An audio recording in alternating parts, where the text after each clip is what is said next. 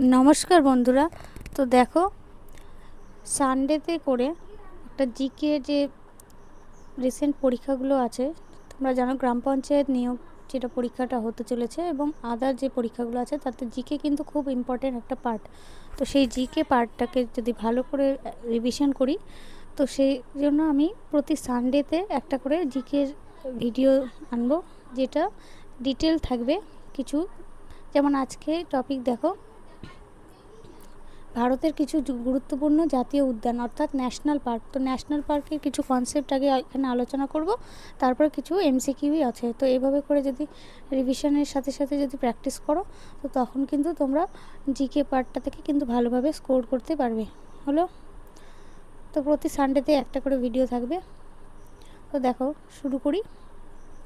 আজকে যেটা টপিক সেটা হলো ন্যাশনাল পার্ক অথবা জাতীয় উদ্যান। তো এই জাতীয় উদ্যানে প্রথমে আছে কি পশ্চিমবঙ্গ বা ওয়েস্ট বেঙ্গল। আমরা জানি যে ওয়েস্ট বেঙ্গলের মধ্যে কি কি জাতীয় উদ্যান দেখতে পাওয়া যায়। দেখো, পশ্চিমবঙ্গে যেটা সুন্দরবন জাতীয় উদ্যান। কি সুন্দরবন জাতীয় উদ্যান? এটা রয়্যাল বেঙ্গল টাইগারের জন্য বিখ্যাত এবং একটি ইউনেস্কো ওয়ার্ল্ড হেরিটেজ সাইট, সেটা আমরা জানি, ইউনেস্কো ওয়ার্ল্ড হেরিটেজ সাইট।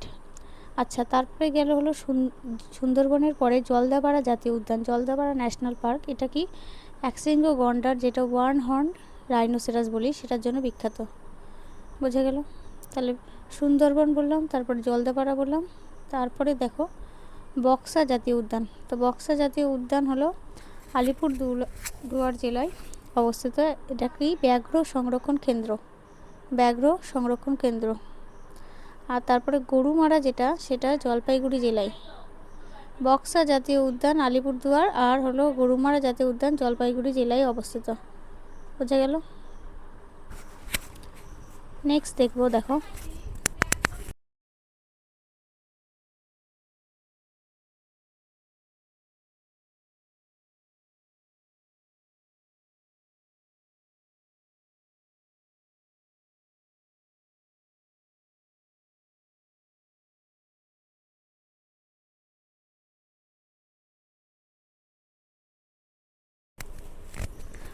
তো তারপরে আছে উত্তরাখণ্ড।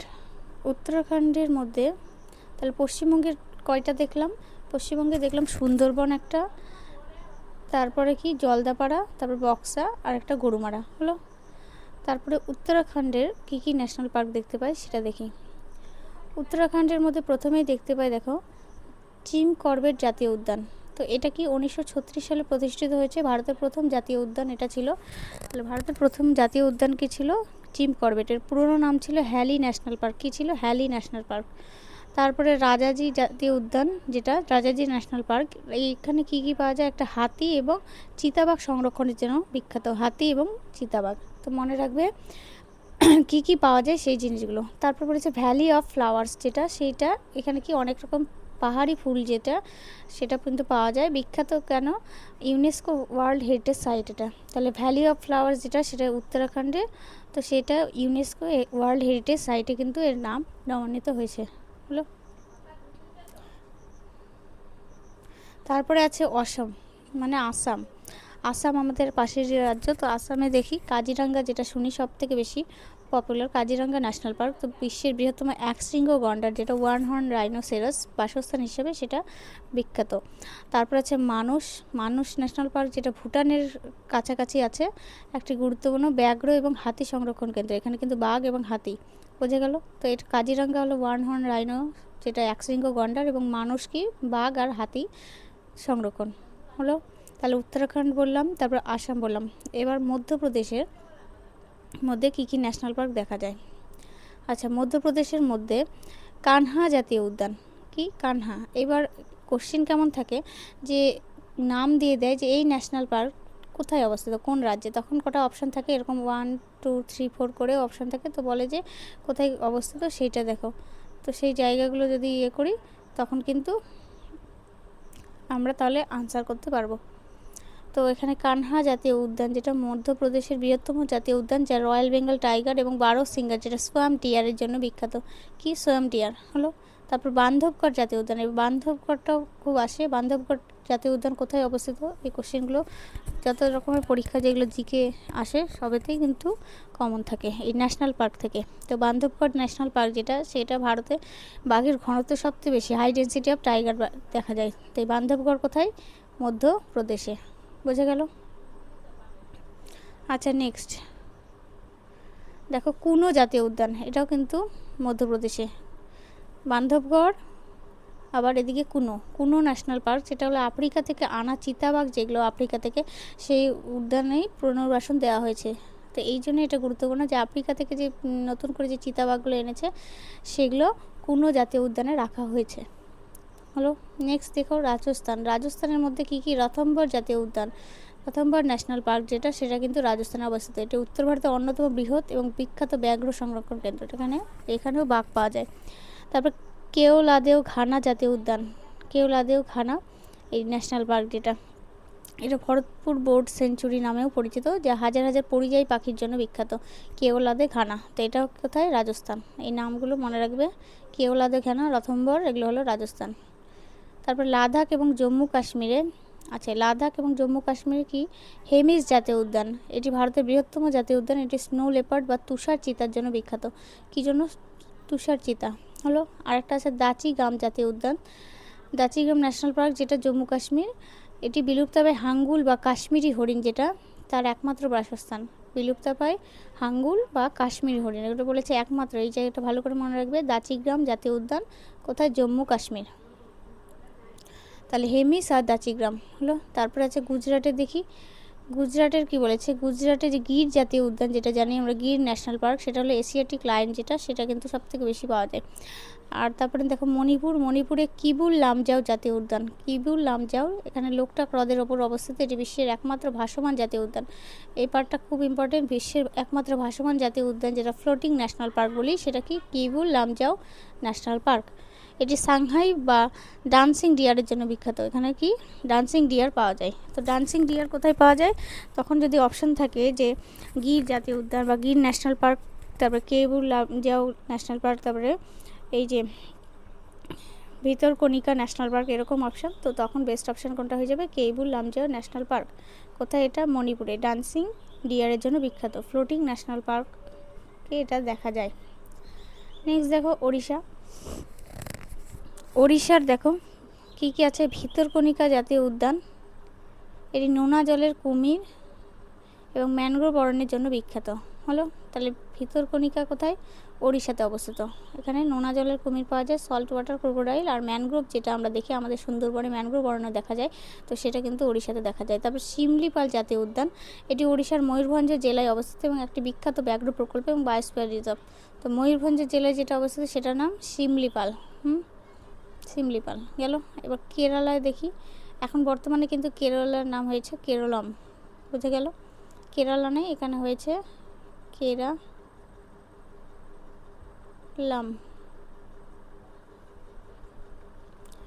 তারপরে দেখো পেরিয়ার জাতীয় উদ্যান, এটি পশ্চিমঘাট পর্বতমালার কোলে অবস্থিত একটি বিখ্যাত হাতি এবং বাঘ সংরক্ষণ কেন্দ্র। তাহলে পেরিয়ার জাতীয় উদ্যান যেটা, সেটা কোথায় পাওয়া যায়? কেরালায় দেখতে পাওয়া যায়। তারপরে একটা আছে সাইলেন্ট ভ্যালি জাতীয় উদ্যান, সাইলেন্ট ভ্যালি, এটি কেরালার পালক্কাড জেলায় অবস্থিত আর বিভিন্ন রকম চিরহীর অরণ্য দেখা যায়। তারপরে আছে কর্ণাটকে কি কি আছে? বান্দিপুর জাতীয় উদ্যান, এটি দক্ষিণ ভারতের অন্যতম বিখ্যাত ব্যাঘ্র প্রকল্প, যা নীলগিরি বায়োস্ফিয়ার রিজার্ভের অংশ। বান্দিপুর জাতীয় উদ্যান, তাহলে বান্দিপুর জাতীয় উদ্যান কোথায় অবস্থিত? কর্ণাটকে। আচ্ছা আন্দামান নিকোবরে কি আছে দেখে নিই। আন্দামান ও নিকোবরে সাউথ বাটন আইল্যান্ড জাতীয় উদ্যান, সাউথ বাটন আইল্যান্ড জাতীয় উদ্যান যেটা ন্যাশনাল পার্ক, এটি ভারতের ক্ষুদ্রতম জাতীয় উদ্যান। কি? সবথেকে ক্ষুদ্রতম, কি নাম? South button island national park. হলো। তাহলে দেখে নিলাম যে ন্যাশনাল পার্ক কোন কোন জায়গায়, মানে কি কি ন্যাশনাল পার্ক আছে। তো এবার একটু এমসিকিউগুলো সলভ করব, এগুলো থেকেই কোশ্চেন আছে।